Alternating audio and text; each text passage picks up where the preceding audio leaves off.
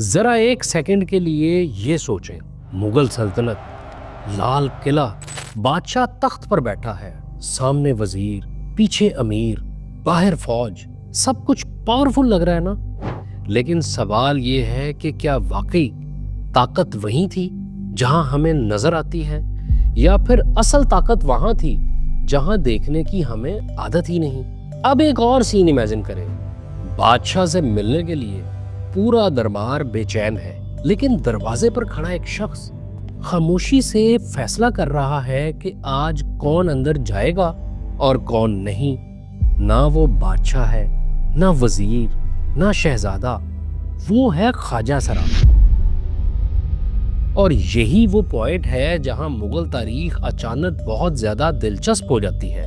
ہم نے ہمیشہ خواجہ سراؤں کو یا تو مذاق میں لیا یا صرف حرم کے گارڈ سمجھا، لیکن حقیقت یہ ہے کہ مغل سلطنت میں بادشاہ بدل جاتے تھے، وزیر قتل ہو جاتے تھے، شہزادے بغاوت کر لیتے تھے، لیکن خواجہ سراؤں کا طبقہ ایسا تھا جو ہر بادشاہ کے ساتھ سروائیو کرتا رہا۔ بابر ہو، اکبر ہو، جہانگیر، شاہ جہان یا اورنگزیب، خواجہ سرا ہمیشہ موجود تھے۔ سوال یہ ہے کہ یہ لوگ کہاں سے آئے، اصل میں کون تھے، اور مغلوں نے آخر انہی کو اتنا اہم مقام کیوں دیا؟ اور کیا ایک وقت واقعی ایسا آیا کہ یہ لوگ بادشاہ سے بھی زیادہ طاقتور ہو گئے؟ یہاں ہم یہ فیصلہ نہیں کریں گے کہ خواجہ سرا اچھے تھے یا برے، ہم یہ سمجھنے کی کوشش کریں گے کہ مغل سلطنت میں ان کی طاقت اصل میں کام کیسے کرتی تھی۔ یہاں بات ہوگی خواجہ سراؤں کے اوریجنز کی، ان کی امپورٹنس کی، اور اس سسٹم کی جس نے انہیں بادشاہ کے اتنا قریب لا کھڑا کیا کہ بعض اوقات بادشاہ بھی ان پر ڈیپینڈ کیے بغیر چلتے ہی نہیں تھے۔ یہاں ہم تاریخ کو افراد کے ذریعے نہیں، سسٹم کے ذریعے سمجھنے جا رہے ہیں، اور سسٹم میں کبھی کبھی سب سے طاقتور انسان وہ ہوتا ہے جو خاموشی سے دروازے کھولتا یا بند کرتا ہے۔ مغل تاریخ ہمیں بادشاہوں کے نام یاد کرواتی ہے، مگر آج میں آپ کو ان لوگوں کی کہانی سنانے والا ہوں جن کے ہاتھ میں تخت کی چابی تو تھی، مگر جن کا نام تاریخ کی کتابوں سے کاٹ دیا گیا۔ یہ بات ذہن میں رکھیں کہ خواجہ سرا مغل دربار میں کوئی نئی ایجاد نہیں تھے، یہ تصور تاریخ میں بہت پرانا ہے۔ جہاں جہاں بادشاہ، محل اور حرم کا نظام رہا، وہاں خواجہ سرا بھی کسی نہ کسی شکل میں موجود رہے۔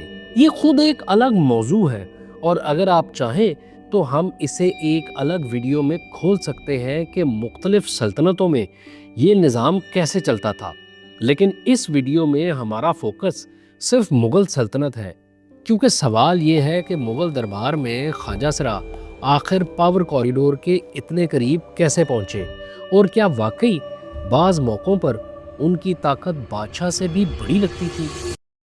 یہاں ذرا ایک سیکنڈ کے لیے رکنا ضروری ہے، کیونکہ اگر یہ فرق کلیئر نہ ہوا تو آگے پوری ویڈیو غلط سمجھی جائے گی۔ آج جب ہم لفظ خواجہ سرا سنتے ہیں تو فوراً ذہن میں ایک ماڈرن امیج آ جاتی ہے، ٹرانسجینڈر، ہجڑا کمیونٹی، جینڈر آئیڈینٹی اور سوشل سٹرگل، لیکن مغل دور کا خواجہ سرا بالکل بھی یہ نہیں تھا۔ اس دور کا خواجہ سرا شناخت نہیں، سسٹم تھا۔ یہ کوئی پرسنل چوائس نہیں تھی، نہ کوئی سیلف ایکسپریشن، یہ ایک زبردستی بنایا گیا کردار تھا۔ ریاست کی ضرورت کے تحت تاریخی طور پر لفظ خواجہ سرا فارسی روایت سے آیا۔ اس کا مطلب تھا دربار کا وہ قابل بھروسہ آدمی جو بادشاہ کے بالکل قریب ہو اور جس سے آگے نسل کا امکان ختم کر دیا گیا ہو۔ مغل دور کے خواجہ سرا زیادہ تر پیدائشی طور پر ایسے نہیں ہوتے تھے، وہ نہ پیدائشی ہجڑے تھے، نہ نیچرلی مردانگی سے محروم، وہ عام لڑکے ہوتے تھے، مکمل مرد بننے کی صلاحیت رکھنے والے۔ بعد میں زبردستی انہیں ایک ایسے عمل سے گزارا جاتا تھا جس کا مقصد صرف ایک تھا، ان سے آگے نسل کا امکان ختم کر دینا۔ یہ کوئی میڈیکل چوائس نہیں تھی، کوئی پرسنل آئیڈینٹی کا مسئلہ نہیں تھا، بلکہ یہ ایک سٹیٹ ڈریون فیصلہ تھا جس کے پیچھے خالص طاقت کی منطق کام کر رہی تھی۔ اور یہ روایت مغلوں سے بھی بہت پرانی ہے۔ زیادہ تر یہ بچے غربت میں بیچے گئے، اغوا کیے گئے یا جنگوں کے بعد غلام بنا کر لائے گئے ہوتے تھے۔ کم عمری میں ان کی زندگی کی پوری ڈائریکشن زبردستی بدل دی جاتی تھی۔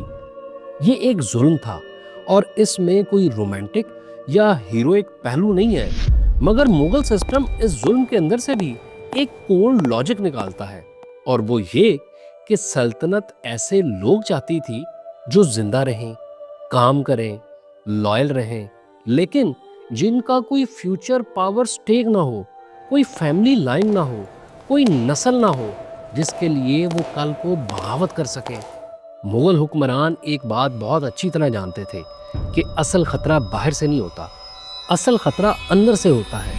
شہزادے بغاوت کرتے ہیں، وزیر اپنی فیملی کے لیے پاور جمع کرتے ہیں، جرنیل تخت کے خواب دیکھتے ہیں، لیکن ایک ایسا انسان جس کی نہ آگے نسل ہو اور نہ فیملی ٹری، وہ طاقت کہاں انویسٹ کرے گا؟ صرف ایک جگہ، بادشاہ میں۔ یہی وجہ تھی کہ انہیں جان بوجھ کر ایسا بنایا جاتا تھا۔ ان کی وفاداری جذباتی نہیں تھی، یہ اسٹرکچرل لائلٹی تھی، سسٹم کے اندر ڈالی گئی لائلٹی۔ یہ بھی حقیقت ہے کہ ان بچوں کو عام سماج قبول نہیں کرتا تھا، وہ نہ مردوں کی دنیا میں فٹ ہوتے تھے اور نہ عورتوں کی دنیا میں۔ لیکن دربار نے انہیں کہا کہ تم باہر کہیں کے نہیں، مگر اندر، محل کے اندر تم بادشاہ کے سب سے قریب ہوگے۔ یہی وجہ ہے کہ یہ لوگ سڑکوں پر نظر نہیں آتے تھے بلکہ محل کے اندر ہوتے تھے، اور اسی لیے وہ صرف گارڈز نہیں تھے بلکہ گیٹ کیپرز تھے، غیر معمولی گیٹ کیپرز جن کے بغیر بادشاہ تک رسائی ممکن ہی نہیں تھی۔ یہاں ایک لائن آپ کے ذہن میں بیٹھنی ضروری ہے کہ ان سے مرد ہونے کا حق چھین لیا گیا اور بدلے میں انہیں وہ رسائی دی گئی جہاں تک بہت سے پورے مرد بھی کبھی پہنچ نہیں پاتے۔ یہی اس دور کے خواجہ سرا کی اصل پہچان تھی، جسمانی طور پر کمزور کیا گیا انسان مگر سسٹم کے لحاظ سے انتہائی مضبوط اور قیمتی۔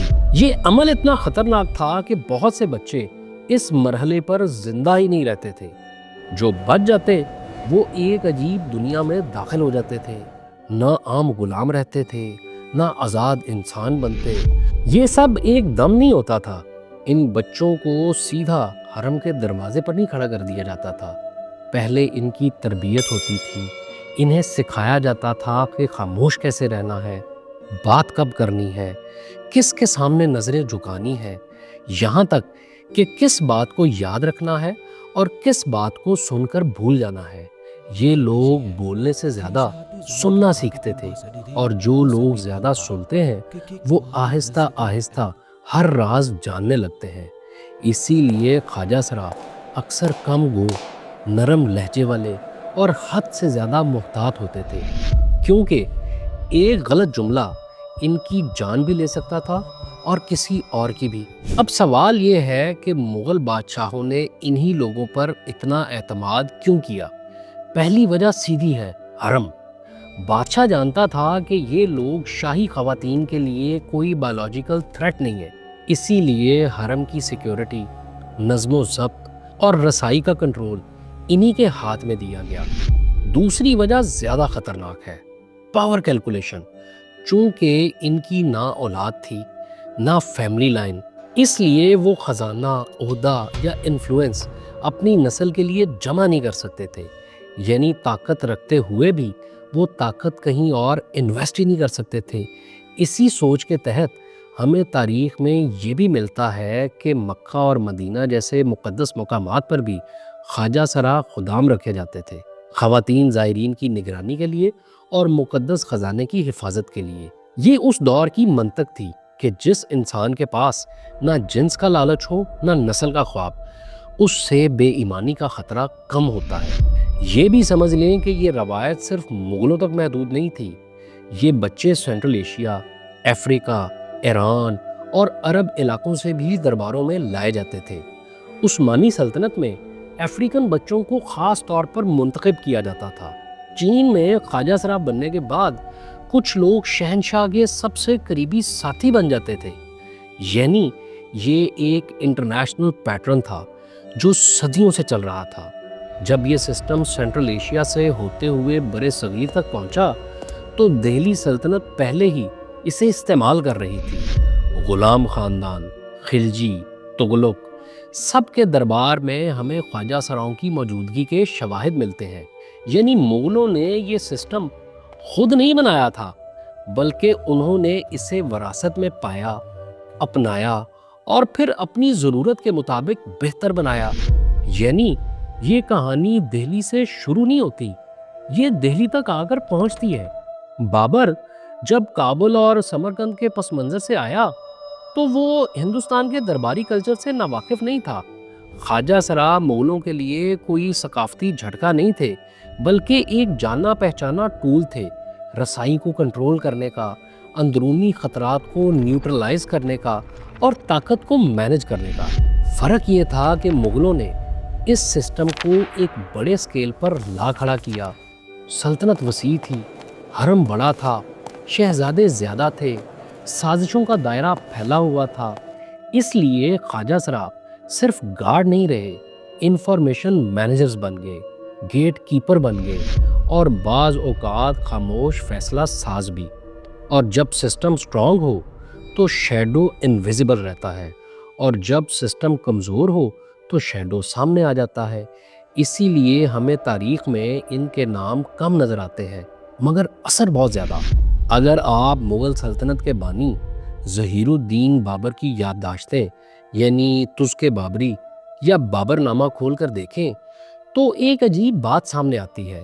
خواجہ سراؤں کا ذکر تقریباً نہ ہونے کے برابر ہے۔ بابر اپنی سوانح عمری میں کسی خواجہ سرا کا نام نہیں لیتا، لیکن اس کا مطلب ہرگز یہ نہیں کہ بابر کے دور میں خواجہ سرا موجود ہی نہیں تھے۔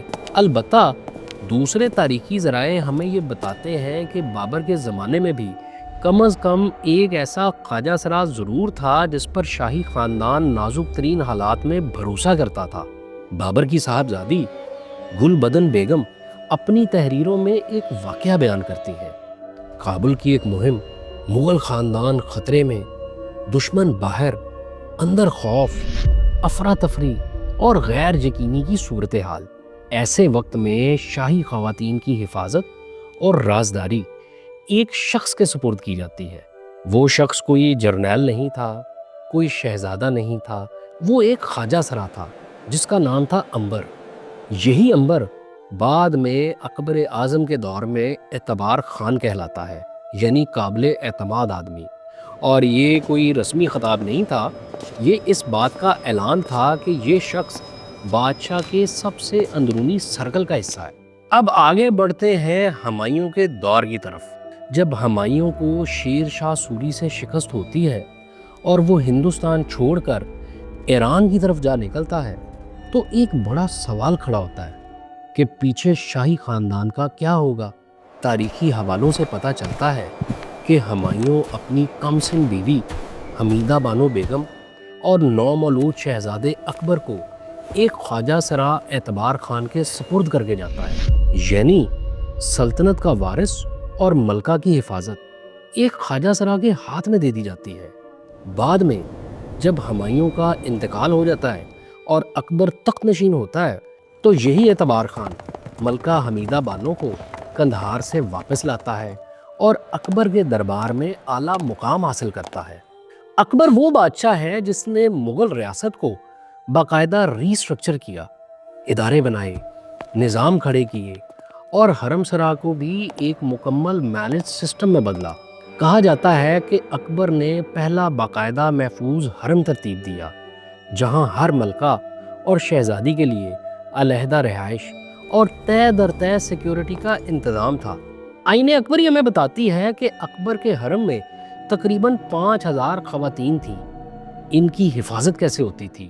سب سے اندر تھی خواتین محافظ، ان کے بعد تھے خواجہ سرا پہرے دار، پھر تھے راجپوت سپاہی اور سب سے باہر تھے دربان اور فوجی چوکی۔ یعنی خواتین کے بالکل قریب کا پہرا، سب سے نازک زون خواجہ سراؤں کے ہاتھ میں تھا۔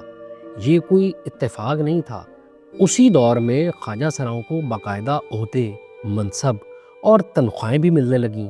مثال کے طور پر اکبر کے دربار کا ایک خواجہ سرا جس کا نام تھا پھول ملک، اس کی دیانتداری دیکھ کر پہلے اسے محمد خان کہا گیا، پھر اکبر نے اسے اعتماد خان کا خطاب دیا اور منصب ہزاری عطا کیا۔ یہی اعتماد خان بعد میں شاہی خزانے کا نگران بھی بنا۔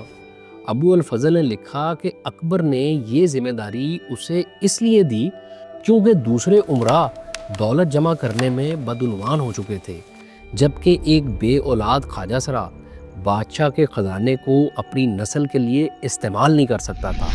یہاں اکبر نے حرم ہی نہیں، ریاست کی معیشت بھی خواجہ سرا کے سپرد کر دی۔ اسی طرح اکبر کے زمانے میں شمشیر خان نامی خواجہ سرا خزانے کا سپرنٹینڈنٹ بنا، اخلاص خان 1000 گھوڑوں کا منصبدار ہوا اور حاکم دہلی کے عہدے تک پہنچا۔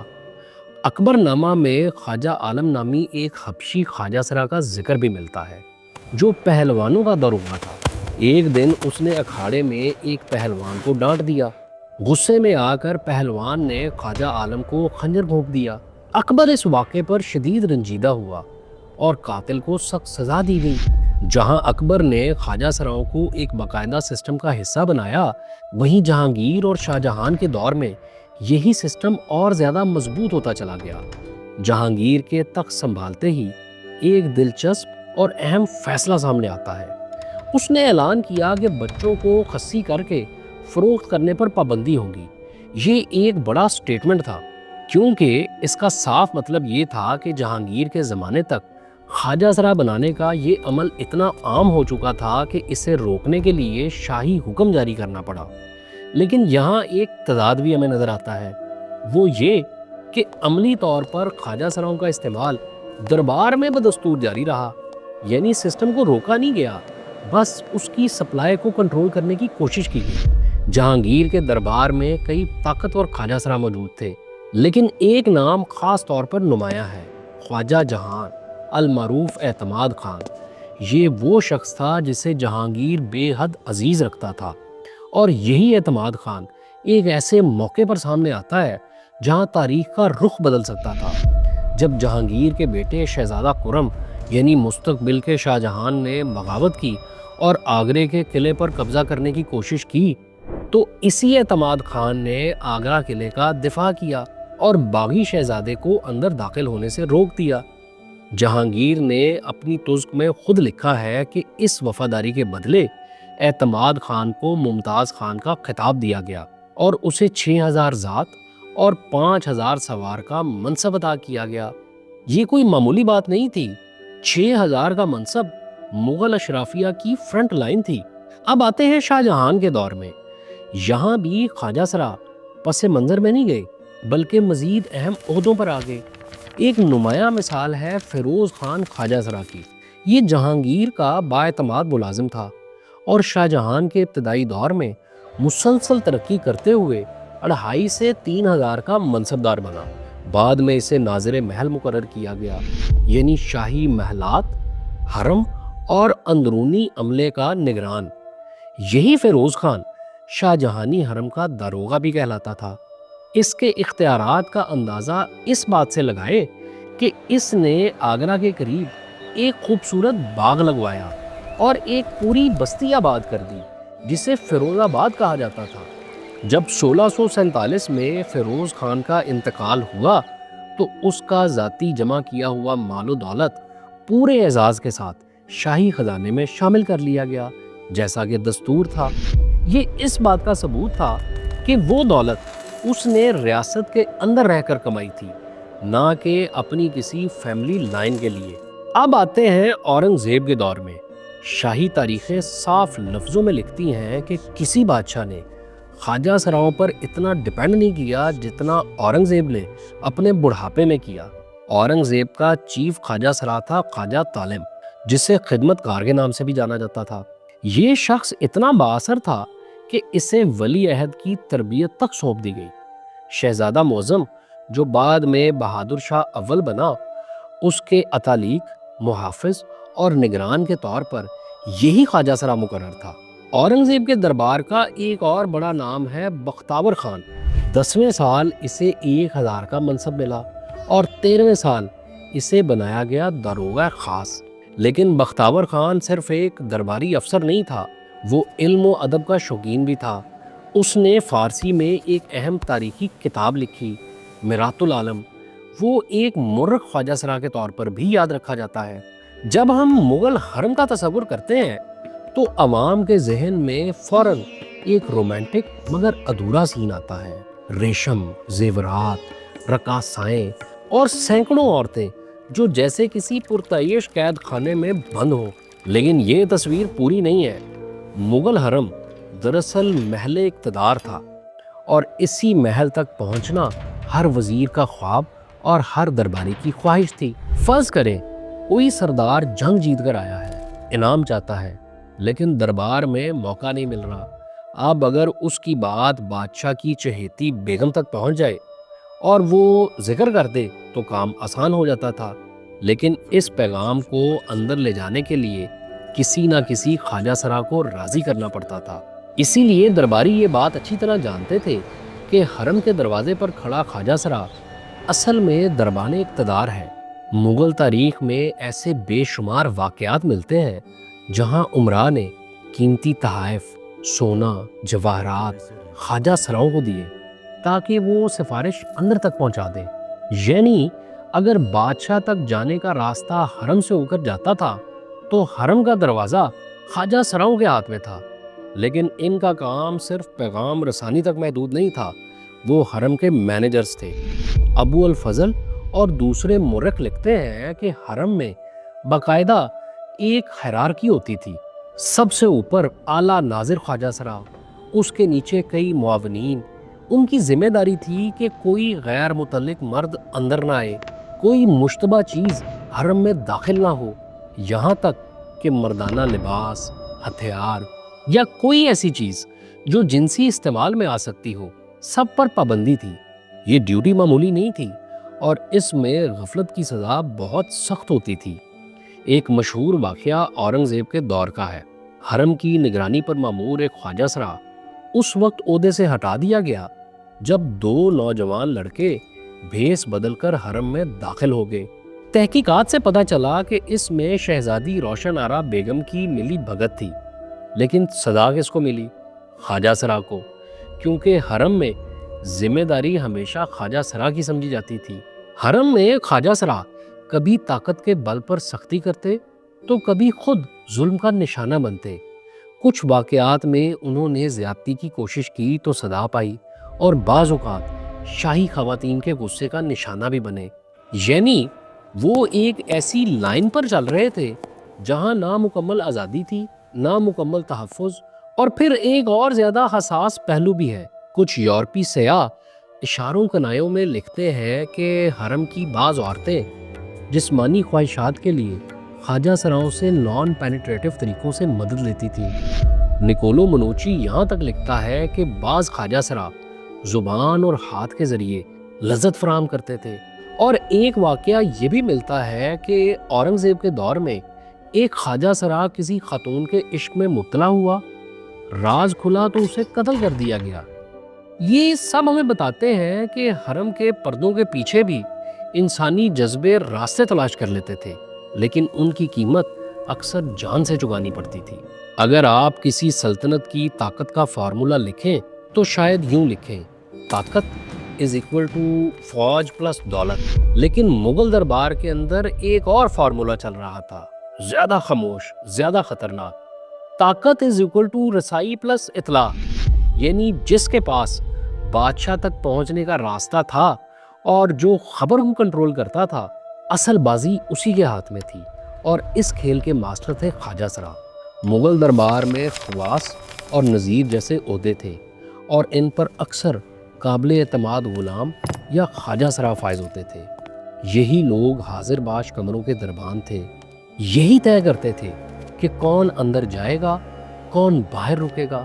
اکثر ایسا ہوتا کہ کسی امیر کو بادشاہ سے فوراً ملنا ہے، لیکن دربار بھرا ہوا ہے۔ اب وہ کیا کرتا؟ وہ سیدھا بادشاہ کے پاس نہیں جاتا، بلکہ پہلے کسی قریبی خواجہ سرا کو راضی کرنے کی کوشش کرتا۔ بس ایک نام صحیح وقت پر پکار دیا جائے اور قسمت بدل سکتی تھی۔ بظاہر یہ ایک معمولی دربان تھا، لیکن حقیقت میں اس کے ایک اشارے پر وزیروں کا مستقبل طے ہو جاتا تھا۔ اب آتے ہیں دوسرے حصے پر، یعنی اطلاع۔ خبر کہاں سے آتی ہے اور کہاں جاتی ہے، یہ بھی خواجہ سراؤں کے ہاتھ میں تھا۔ ابو الفضل صاف لکھتا ہے کہ حرم کی اندرونی خبریں باہر دربار تک اور باہر کی خبریں اندر حرم تک زیادہ تر خواجہ سراؤں کے ذریعے پہنچتی تھی۔ یہ لوگ حرم اور بازار یعنی اندرونی دنیا اور بیرونی سیاست کے بیچ پل کا کردار ادا کرتے تھے۔ باہر کیا ہو رہا ہے، کون کس کے خلاف بول رہا ہے، کون سازش بنا رہا ہے، یہ سب خبریں بادشاہ کی بیویوں اور ماں تک انہی کی زبان سے پہنچتی تھیں۔ اور اندر پردوں کے پیچھے کیا سرگوشیاں ہو رہی ہیں، کون سا شہزادہ کس کے قریب ہو رہا ہے، یہ راز بھی باہر وزیروں اور شہزادوں تک ان کے ذریعے لیک ہوتے تھے۔ اب ایک اور اصل واقعہ سن لیجئے۔ 1660 کی دہائی میں اورنگزیب عالمگیر شدید بیمار ہوا۔ بس یہی خبر کافی تھی کہ پورے دربار میں ہلچل مچ جائے، ممکنہ وارثوں کے کیمپ ایکٹیو ہو گئے۔ اسی دوران شہزادی روشن آرا بیگم نے اپنے وفادار خواجہ سراؤں کے ذریعے اپنے بھائی شہزادہ موزن کو بادشاہ کی حالت کی خبریں پہنچائیں۔ یہ خفیہ خطوں کی دعوت تھی، دو محلوں کے بیچ، دو طاقتور بہن بھائیوں کے درمیان، اور یہ صرف خواجہ سراؤں کے نیٹ ورک کی وجہ سے ممکن ہوئی۔ بعد میں جب شہزادوں کی جنگیں ہوئیں تو یہی خبریں، یہی پروپیگنڈا فیصلہ کن ثابت ہوا۔ اصل خطرہ بادشاہ کی بیماری نہیں تھی، اصل خطرہ یہ تھا کہ خبر پہلے کس کو ملے گی اور کون اسے اپنے حق میں موڑ لے گا۔ یہ کھیل خواجہ سراؤں نے ممکن بنایا، یہاں تک کہ بادشاہ کس شہزادے کو قریب رکھے اور کس کو دور، اس میں بھی یہ اثر انداز ہوتے تھے۔ میں پہلے بھی بتا چکا ہوں کہ کم عمر شہزادوں کے ساتھ اکثر ایک تجربہ کار خواجہ سرا بطور اتالیق یا نگران مقرر کیا جاتا تھا۔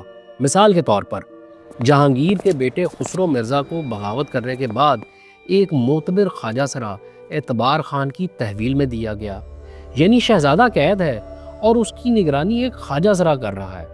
اسی طرح نور جہاں بیگم کے طاقتور نیٹ ورک کو چلانے میں اس کے پسندیدہ خواجہ سرا اہم کردار ادا کرتے تھے۔ کون دربار میں آئے گا، کسے تنخواہ وقت پر ملے گی، کس کی فائل رکے گی، یہ سب کنٹرول انہی کے ہاتھ میں تھا۔ معلومات کی جنگ میں بھی آگے تھے۔ ایک مغل مورخ عبد القادر بدایونی نے طنزیہ انداز میں لکھا تھا کہ ایک وقت آئے گا جب حکومت عورتوں کے مشورے سے چلے گی اور انتظام خواجہ سراؤں کے ہاتھ میں ہوگا۔ وہ طنز کر رہا تھا مگر حقیقت بیان کر رہا تھا۔ اسی لیے اگر کوئی ناراض امیر شکایت کرتا تو کہتا ہماری بات بادشاہ تک نہیں پہنچی کیونکہ فلاں خواجہ سرا راستے میں روک دیتا ہے۔ یہ جملہ مغل خطوط اور یورپی سیاحوں کی تحریروں میں بار بار ملتا ہے۔ اب آتے ہیں خواجہ سراؤں کے سب سے متنازع کردار پر، یعنی جاوید خان خواجہ سرا۔ دور تھا محمد شاہ رنگیلے کا، یعنی زوال کا زمانہ۔ جاوید خان رنگیلے کے حرم کا سب سے با اختیار خواجہ سرا تھا اور ملکہ قدسیہ بیگم کا انتہائی قریبی۔ یہاں تک کہا جاتا تھا کہ ان کے تعلقات حد سے زیادہ قریب تھے، جس پر دربار میں طنز ہوتا تھا۔ محمد شاہ کے انتقال کے بعد اسی جاوید خان نے احمد شاہ کو تخت پر بٹھانے میں اہم کردار ادا کیا۔ اس کے بعد حقیقی طاقت اسی کے ہاتھ میں آ گئی۔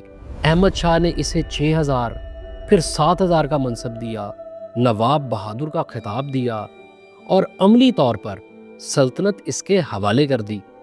جاوید خان دیوان خاص، حرم، فوج، خزانہ سب کچھ کنٹرول کرنے لگا تھا۔ اس نے پرانے امراء کو ہٹایا، اپنے لوگ بٹھائے اور وزیر اعظم صفدر جنگ سے کھلی دشمنی مول لی۔ بالآخر 27 اگست سن 1752 کو صفدر جنگ نے ایک دعوت کے بہانے جاوید خان کو بلوایا اور اپنے سامنے خنجر مار کر قتل کروا دیا۔ یہ مغل تاریخ کے طاقتور ترین خواجہ سرا کا خونی انجام تھا، لیکن اس کی موت سلطنت کو سنبھال نہ سکی بلکہ انتشار اور بڑھ گیا۔ جاوید خان کے بعد کچھ اور خواجہ سرا چند برس تک حکومت چلاتے رہے۔ یہ اس بات کا ثبوت ہے کہ جیسے جیسے مرکزی اقتدار کمزور ہوا، حرم اور اس کے خواجہ سرا اور زیادہ طاقتور ہو گئے، یہاں تک کہ 1752 کے معاہدہ لاہور کے بارے میں مشہور ہے کہ وہ فیصلہ بھی خواجہ سرا کے مشورے پر ہوا اور پنجاب ہاتھ سے نکل گیا۔ یہ ایک بدنام مثال ہے کہ جب سسٹم پر غلط ہاتھ مضبوط ہو جائے تو سلطنت کی قیمت علاقوں کی صورت میں ادا کرنی پڑتی ہے۔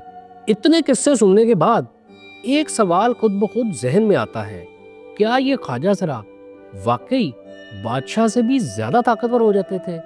سوال سادہ ہے لیکن جواب بالکل سیدھا نہیں، کیونکہ پہلے ہمیں یہ طے کرنا ہوگا کہ ہم طاقت سے مراد کیا لے رہے ہیں۔ کیا طاقت صرف یہ ہے کہ آپ تخت پر بیٹھے ہوں، تاج سر پر ہو اور آپ کو سلطان کہا جائے، یا طاقت وہ ہے کہ آپ کی مرضی کے بغیر تخت پر بیٹھا سلطان بھی بے بس ہو جائے؟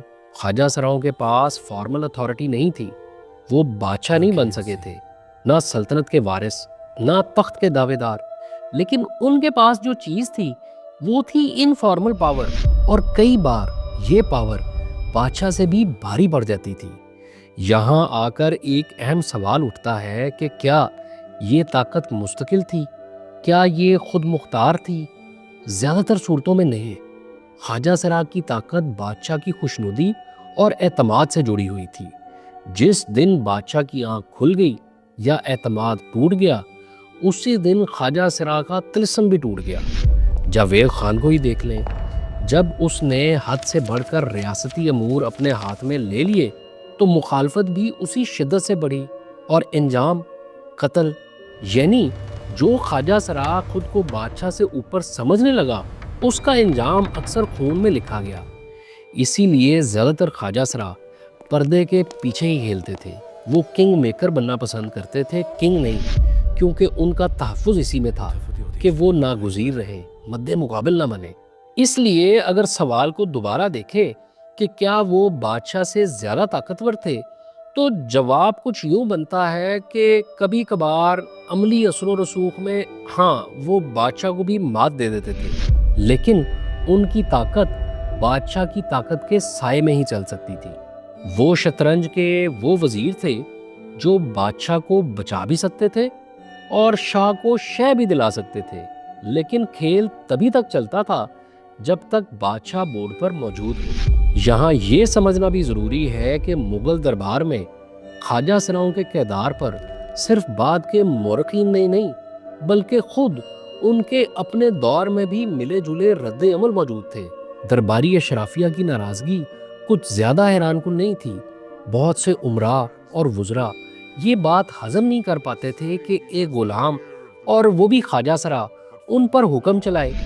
تاریخ میں ہمیں بار بار ایسے لمحے ملتے ہیں جہاں امراء نے خواجہ سراؤں کے خلاف سازشیں کی، بادشاہ کے کان بھرے۔ اکبر کے دربار میں ہی دیکھ لیں، ابو الفضل اور بدایونی جیسے بڑے نام خواجہ سراؤں کو اچھی نظر سے نہیں دیکھتے تھے۔ دلچسپ بات یہ ہے کہ اورنگزیب خود خواجہ سراؤں پر کافی حد تک اعتماد کرتا تھا، مگر اس کے باوجود اس کے دور میں بھی اشرافیہ کی ناراضگی ختم نہیں ہوئی تھی۔ کچھ مورخین اشارہ دیتے ہیں کہ بڑھاپے میں اورنگزیب نے چند خواجہ سراؤں کو سزا بھی دی، کیونکہ اسے شک ہوا کہ یہ رشوت لے کر فیصلے متاثر کر رہے ہیں۔ مثال کے طور پر ایک نام آتا ہے ناظم اعلیٰ خواجہ طالب کا۔ کہا جاتا ہے کہ وہ آخر تک بچا رہا، مگر مرنے کے بعد اس کی جمع شدہ دولت بادشاہ نے ضبط کر لی۔ یہ اس بات کا اشارہ ہے کہ خود اورنگزیب بھی اس طبقے کی طاقت سے مکمل طور پر مطمئن نہیں تھا۔ جیسے ہی مغل سلطنت زوال پذیر ہوئی، الزام تراشی کے لیے ایک آسان ہدف سامنے آ گیا۔ یہ انسانی تاریخ کا پرانا رویہ ہے۔ جب بھی کوئی بڑی سلطنت گرتی ہے تو لوگ کسی اخلاقی خرابی کو ذمہ دار ٹھہرا دیتے ہیں۔ مغلوں کے معاملے میں یہ بیانیہ انگریز دور میں باقاعدہ تراشا گیا۔ نو آبادیاتی تاریخ نویسی نے مغل دربار کو یوں پیش کیا جیسے ایک عیش پرست، رن مرید اور نامردوں کے نرگے میں پھنسی ہوئی شہنشاہیت۔ سر جادو ناتھ سرکار اور کئی یورپی مصنفین کھلے لفظوں میں لکھتے ہیں کہ محمد شاہ اور اس کے جانشین ناچنے والیوں اور خواجہ سراؤں کے اشاروں پر چلتے تھے۔ 1752 کے معاہدہ لاہور کو بھی اسی اینک سے دیکھا گیا کہ ایک آوارہ مزاج ملکہ مادر اور اس کے خواجہ سرا جاوید خان نے پنجاب غیروں کے حوالے کر دیا۔ یہاں سوال پیدا ہوتا ہے، کیا یہ مکمل سچ ہے؟ حقیقت کا ایک پہلو یہ بھی ہے کہ برٹش مصنفین اپنے استعمار کو جائز ثابت کرنے کے لیے پچھلے حکمرانوں کو بدنام کر رہے تھے۔ عورتوں اور خواجہ سراؤں کو ذمہ دار ٹھہرانا ایک اورینٹلسٹ سوچ تھی۔ جس میں مشرقی سلطنتوں کو کمزور، غیر مردانہ اور اخلاقی طور پر زوال پذیر دکھایا جاتا تھا۔ یہ محض کتابی بات نہیں، 1871 میں انگریزوں نے باقاعدہ قانون بنا کر برے صغیر کی خواجہ سرا کمیونٹی کو مجرم قرار دے دیا۔ یعنی تاریخ میں جنہیں دربار کا ستون کہا جاتا تھا، انہیں ایک جھٹکے میں سماج سے باہر کر دیا۔ اسی پروپیگنڈے کا نتیجہ یہ نکلا کہ ہمارے اپنے نصاب میں بھی عرصہ تک یہ پڑھایا جاتا رہا کہ رنگیلا بادشاہ اور اس کے خواجہ سرا درباری سلطنت ڈبو گئے، جبکہ اگر گہرائی میں دیکھیں تو مغل زوال کے اصل اسباب کہیں اور تھے۔ عسکری شکستیں، معاشی انحطاط، مسلسل خانہ جنگیاں اور صوبائی بغاوتیں۔ ہاں، یہ ماننا پڑے گا کہ آخری دور میں کچھ نااہل بادشاہوں نے اقتدار غلط ہاتھوں میں تھمایا، اور ان ہاتھوں میں کچھ خواجہ سرا اور لونڈے بھی شامل تھے۔ تنقید صرف خواجہ سراؤں تک محدود نہیں رہی، حرم کی با اثر خواتین بھی اسی لاٹھی سے ہانکی گئیں۔ اس لیے سچ یہی ہے کہ خواجہ سرا تاریخ کے مظلوم کردار بھی ہیں اور ماتوب بھی۔ مظلوم اس لیے کہ اپنی خدمات کے باوجود اکثر انہیں عزت نہیں ملی اور خرابی کا الزام انہی پر آ گیا۔ ماتوب اس لیے کہ کچھ مواقع پر واقعی انہوں نے طاقت پا کر غلط فیصلے کیے۔ اسی لیے مورخین کا رویہ ہمیشہ ایک سا نہیں رہا۔ خوش قسمتی سے حالیہ تحقیقی کام ان دبے ہوئے کرداروں کو دوبارہ دیکھ رہا ہے۔ کئی جدید محققین نے واضح کیا ہے کہ خواجہ سرا صرف حرم کے پہرے دار نہیں تھے، وہ ایڈمنسٹریٹر، انفارمیشن مینیجر اور پولیٹیکل ایکٹر بھی تھے۔ نئی تحقیق یہ بھی مانتی ہے کہ پرانے مورخین نے ان کا کردار یک طرفہ بنا کر پیش کیا، جبکہ اصل تصویر کہیں زیادہ پیچیدہ تھی۔ یہی ہماری ذمہ داری ہے کہ تاریخ کو تعصب کی اینک کے بغیر دیکھیں۔ آخر میں ہم بس یہی سوال چھوڑتے ہیں کہ شاید طاقت وہ نہیں جو خود طاقتور نظر آئے، بلکہ وہ ہے جو دوسروں کو طاقتور یا کمزور بنانے کی کنجی اپنے پاس رکھے۔ مغل دربار کے خواجہ سرا اسی کنجی کے امین تھے، اور یہی ان کا اصل تاریخی سچ ہے۔